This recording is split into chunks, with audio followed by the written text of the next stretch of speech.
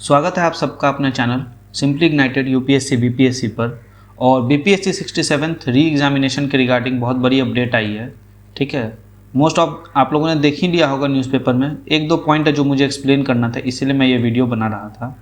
ठीक है ना, इधर आके मैंने कुछ वीडियोज़ नहीं बनाया है क्योंकि रिक्वायरमेंट नहीं थी। बहुत सारे बातें चल रही थी मार्केट में, जैसे कि एग्ज़ाम अक्टूबर में होगा, एग्ज़ाम सितंबर में होगा, ये होगा वो होगा। तो किसी भी तरह का कोई भी अफवाह फैलाना इस चैनल का मकसद नहीं है, इसीलिए जब तक ऑफिशियल नोटिफिकेशन नहीं आई तब तक मैंने कोई वीडियो के साथ आगे नहीं बढ़ा। ठीक है, तो डेट्स आ गई है 20 एंड 22 सितंबर। 20 और 22 सितंबर को एग्ज़ाम होने जा रही है। इसका मतलब है दो सिटिंग में, दो डेज़ में एग्ज़ाम होगा। ठीक है, कुछ बच्चों का 20 को होगा और कुछ बच्चों का 22 को होगा। ओके, सो ये एक न्यूज़ है। अब इससे होगा क्या, अब देखिए, अब जो इसमें एक बात है वो है मॉडरेशन की बात, कि 20 का पेपर कैसा होगा, 22 का पेपर कैसा होगा, उस हिसाब से मॉडरेशन किया जाए। तो मॉडरेशन के लिए इन्होंने परसेंटाइल सिस्टम का सहारा लेने का कोशिश किया है। मैं इस पर भी डिस्कस करूंगा कैसे इसका ये होगा। ठीक है ना, गुड सिस्टम, परसेंटाइल सिस्टम में आपका मॉडरेशन ईजी हो जाता है, तो ये बताऊँगा मैं आगे कि क्या है कैसे है। उसके बाद आगे देख लेते हैं चेंजेस क्या क्या हुआ है। तो चेंजेस के लिए यहाँ हम लोग न्यूज़ ही पढ़ लेते हैं सीधा। हिंदुस्तान पेपर में आज निकाला गया है ये न्यूज़। ठीक है, परसेंटाइल के आधार पर प्रारंभिक परीक्षा का रिजल्ट, बीपीएससी का पीटी अब 2 दिन 20 और 22 सितंबर को होगा। क्या क्या बदलाव हुआ है, परीक्षा पैटर्न में बदलाव। ठीक है, देखिए, परसेंटाइल के आधार पर प्रारंभिक परीक्षा का निकाला जाएगा रिजल्ट। ब्लू कर देता हूँ, अच्छा लगेगा। पीटी व मेंस दोनों की मूल्यांकित कॉपियों को वेबसाइट पर डाला जाएगा। ठीक है, ये चेयरमैन ने कहा है कि आरटीआई के कारण बहुत खर्च हो जाता है और बहुत ज़्यादा फोटोकॉपी करवाना पड़ता है, इससे अच्छा है कि स्कैन करके ही सीधा डाल देते हैं। तीसरा, पीटी के बाद छात्रों को ऑप्शनल पेपर में बदलाव करने का मौका मिलेगा। ओके, इसमें तो लोग कम ही बदलाव करेंगे, मे भी किसी को मन होगा तो कर सकते हैं। सभी के केंद्रों के प्रश्न पत्रों में यूनिक आईडी होगा। जीपीएस लगे खास बॉक्स में भेजा जाएगा प्रश्न पत्र। ठीक है, तो अब जो भी आपका क्वेश्चन पेपर होगा उसका जो बॉक्स होगा जिसमें वो क्वेश्चन पेपर रख के भेजा जाएगा। ठीक है, इसमें क्या लगा होगा, जीपीएस लगा होगा। छात्रों के समक्ष ही खोला जाएगा प्रश्न पत्र का सील भी किया जाएगा। ठीक है, तो आपके सामने ही जो है आपका प्रश्न पत्र को खोला जाएगा और आपके सामने ही आपके ओएमआर को सील भी किया जाएगा। परीक्षा से 1 घंटा पहले छात्रों को परीक्षा केंद्र में बैठ जाना होगा। बस यही एक प्रॉब्लम मुझे दिख रहा है, 1 घंटा क्लासरूम में बैठना बहुत मुश्किल होता है, नींद आने लगता है अलग से।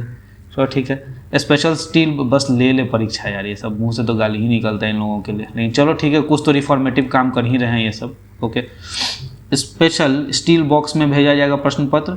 आयोग के अध्यक्ष ने बताया कि पेपर लीक ना हो इसके लिए कई उपाय किए गए हैं। आयोग प्रश्न पत्र स्टील बॉक्स में भेजेगा, इसमें जीपीएस लगा होगा, ये तो बात कर ही लिया हमने। परीक्षा खत्म होने के 15 मिनट बाद ही छात्र बाहर जा पाएंगे। ऑब्वियसली आपके सामने सील होगा तो आपको देखना ही पड़ेगा। किसी भी तरह की गड़बड़ी का भी पता चल जाएगा। सभी केंद्रों पर प्रश्न पत्र का अपना यूनिक आईडी होगा, इसमें किसी तरह की गड़बड़ी करने पर पता चल जाएगा। जिस केंद्र पर हरकत होगी आयोग उसी केंद्र की परीक्षा स्थगित करेगा, सभी केंद्रों को स्थगित नहीं करेगा। ठीक है, आपत्ति पर कॉपियों की जांच दोबारा होगी। प्रारंभिक और मुख्य परीक्षा के मूल्यांकित कॉपी आयोग की वेबसाइट पर उपलब्ध करा दिया जाएगा। छात्र अपना रोल नंबर के हिसाब से कॉपी देख सकते हैं। इससे छात्रों की शंका दूर होगी। अंतिम रिजल्ट जारी होने से पहले छात्रों की कॉपियों की दोबारा चेकिंग होगी। ठीक है, उपस्थिति की कई जगहों पर होगा मिलान। बीपीएससी की परीक्षाओं में छात्रों की उपस्थिति का कई स्तरों पर मिलान किया जाएगा। परीक्षा केंद्रों पर बायोमेट्रिक उपस्थिति के साथ ही पूर्व दिए गए आवेदन पर हस्ताक्षर से लेकर मुख्य परीक्षा की उपस्थिति का मिलान किया जाएगा। सब कुछ मिलाया जाएगा इन जनरल, कि किसी भी तरह का धांधली नहीं हो। ठीक है, चेंजेस में देखना था क्या क्या पैटर्न में बदलाव। परसेंटाइल सिस्टम है। ठीक है, कॉपीज़ को डाल दिया जाएगा वेबसाइट पे। ऑप्शनल पेपर बदल सकते हैं। सभी केंद्रों का यूनिक आईडी दिया जाएगा।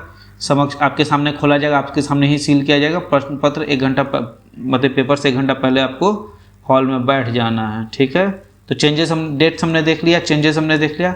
अब फिर वही क्वेश्चन पुराना उठ जाता है, करंट अफेयर्स कहाँ से कहाँ तक। मेरी मानिए तो जनवरी 2021 से लेके जुलाई 2022 का कर डालिए। क्यों? क्योंकि पीटी के लिए लोगों को बहुत टाइम मिल गया है, एक बार पीटी भी लोग दे चुके हैं। तो maybe as I see it कि कंपटीशन टफ रहने वाला है, तो पीटी इतना करंट अफेयर्स करने के बाद मुझे नहीं लगता है कि आपको और कुछ करने की ज़रूरत पड़ेगी, ठीक है ना।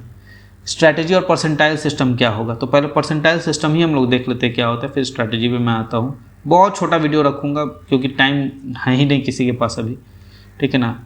तो परसेंटाइल और परसेंटेज अलग अलग चीज़ होता है, ठीक है। तेज अलग अलग चीज़ है, ठीक है।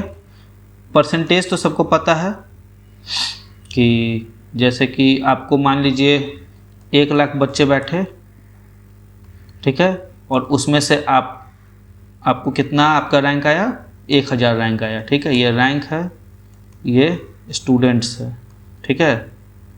तो आपका परसेंटेज कितना हो गया, 1000, हाँ 1000, या ऐसे नहीं, इसको स्टूडेंट्स के टर्म्स में देखना उचित नहीं होता है। यहाँ पे आपका मान लीजिए आपका मार्क्स था टोटल 150, आपको आया कितना, स्कोर हुआ आपका 120, तो परसेंटेज स्कोर क्या हो गया, 120 बटा 150 गुना 100,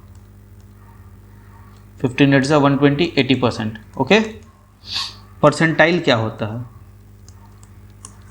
मार्क्स टोटल था 150, स्कोर किया आपने 120, टोटल मार्क के लिए कितने बच्चे बैठे मान लीजिए 1 लाख स्टूडेंट्स, ठीक है। आपने क्या किया, स्कोर 120, तो 120 प्लस कितने बच्चों ने किया, और या मान लीजिए 120 पे आपका रैंक है 1000, तो आपसे आगे और कितने बच्चे हैं, तो आपसे आगे 999 बच्चे और हैं, ठीक है। तो इसमें क्या किया जाता है परसेंटाइल में, या फिर ऐसा देखा जाए कि आपसे, इसका मतलब क्या है, आपसे पीछे कितने बच्चे हैं, 1 लाख में से 1000 बच्चे आपसे पीछे हैं, मतलब 9,09,990 बच्चे, ठीक है। इकाई दहाई सैकड़ा हज़ार 10,000 लाख, ठीक है। इतने बच्चे आपसे पीछे हैं, राइट, कोई दिक्कत नहीं यहाँ तक। 9,000 प्लस 1 10,000, ठीक है, ठीक है। तो आपका परसेंटाइल क्या हो जाएगा, कितने बच्चे आपसे पीछे हैं बाई टोटल बच्चे गुना 100, ठीक है। तो कितना 999,000, ठीक है ना जी, 000 9 1 10 9 1 10 9 1 10, ठीक है। इकाई दहाई सैकड़ा हज़ार 10,000 लाख 9 लाख, ठीक है। 10 लाख है कि 1 लाख है, इकाई दहाई सैकड़ा हज़ार 10,000 लाख 10 लाख, अब ठीक है, यही मैं 10 लाख बोलना चाहता, 1 लाख नहीं भाई, 10 लाख 10 लाख गुना 100, ठीक है। तो ये आपका परसेंटाइल स्कोर हो गया, दैट इज़ 99.9 परसेंटाइल। इतना आने पर भी IIM अहमदाबाद नहीं मिलता है, ठीक है। 99.99 परसेंटाइल आता है तब मिलता है, ऐसा स्थिति है भारत में, ठीक है। तो ये परसेंटेज और परसेंटाइल का बीच का डिफरेंस आप समझ गए। चलिए अगला है एक जो छोटा सा चीज़ है, वो है स्ट्रैटेजी। बहुत सिंपल स्ट्रैटेजी रखेंगे, जो मैं हमेशा कहता हूँ स्ट्रैटेजी क्या होनी चाहिए, स्ट्रैटेजी BPSC के 4 पिलर्स, जो मैं हमेशा कहता हूँ और कहता रहूँगा क्योंकि यही BPSC का पिलर्स और इसके अलावा कुछ और है नहीं। History, current affairs, science tech plus math और बिहार स्पेशल। कुल मिला के ये चारों कितना दे देगा, 4 पिलर्स इम्प्लाइज 120 मार्क्स। एकदम साफ सीधा इक्वेशन है, 30 marks each, okay. 30 marks history, 20 + 5 + 5 modern, medieval, ancient. Current affairs 30 to 35 आता है, 30 पकड़ लेते हैं मार्क्स। यहाँ तो खैर कमाल है, 30 + 10 40 मार्क्स का ही आता है, ठीक है। फिर भी मैं इसे 30 मार्क्स ही मान के चलता हूँ, क्योंकि बहुत बच्चों का मैथ्स कमज़ोर होता है, बहुत का बायोलॉजी कमज़ोर होता है, तो इट्स ओके। तो 30 मार्क्स तो यहाँ पे हाथ में होते ही होते हैं। और बिहार स्पेशल प्लस बिहार का करंट अफेयर्स, दोनों मिला करके आपका मोटा मोटी 20 से 25 मार्क्स का आता है। इसे भी मैं 30 मार्क्स मान लेता हूँ, क्योंकि इधर यहाँ पे कभी कभी 25 हो जाता है और ये वैसे ही रह जाता है, तो वो मिला जुला के 120 मार्क्स के आसपास ही रहता है इसका टोटल वेटेज। ठीक है, इस 4 पे कमांड कैसे करेंगे आप अपना देख लीजिएगा, आप अपने शेड्यूल के हिसाब से, मेरे हिसाब से देखिएगा तो पहले करंट अफेयर्स ख़त्म कर लीजिए, क्योंकि सबसे आसान सेक्शन करंट अफेयर्स ही होता है इसका। उसके बाद हिस्ट्री, फिर साइंस, फिर बिहार स्पेशल, फिर मैथ। ये होना चाहिए इन जनरल, अगर आपका मैथ बैकग्राउंड है तो, अगर मैथ बैकग्राउंड नहीं है तो यहीं पे साइंस के साथ ही मैथ भी कर लें। ठीक है, तो यही होगा इसका। अगर इसके बाद भी टाइम है तो फिर काम कीजिए पॉलिटी में पंचायती राज इंस्टीट्यूशंस पे, प्रेसिडेंट गवर्नर, उसके बाद अभी वाइस प्रेसिडेंट का इलेक्शंस हुआ है ना, तो वाइस प्रेसिडेंशियल इलेक्शंस, ठीक है, और प्रेसिडेंशियल इलेक्शंस, आर्टिकल्स, ठीक है, specially fundamental right, preamble, fundamental duties, DPSP, ये सब पे एकदम तगड़ा काम करना है, और ये अमेंडमेंट्स।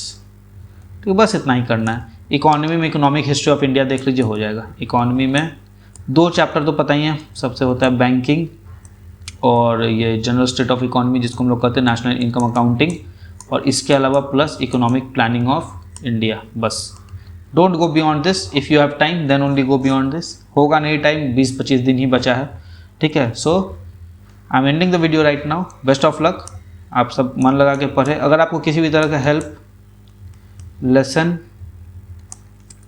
वीडियो कुछ भी चाहिए तो कमेंट कीजिए। ठीक है, कोशिश करेंगे हम कि आपके प्रॉब्लम को सॉल्व कर दें। अगर आपको बीपीएससी का आंसर राइटिंग वीडियो चाहिए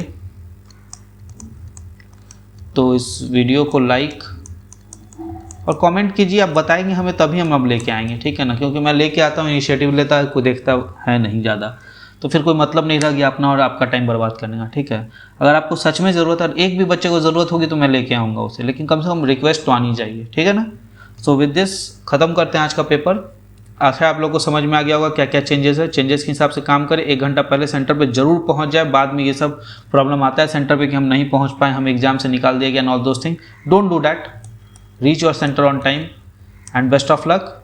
मिलते हैं एग्जामिनेशन पेपर सॉल्विंग के साथ, ठीक है, सॉल्विंग वीडियो में। Okay, so bye bye, good luck, best of luck, जय हिंद।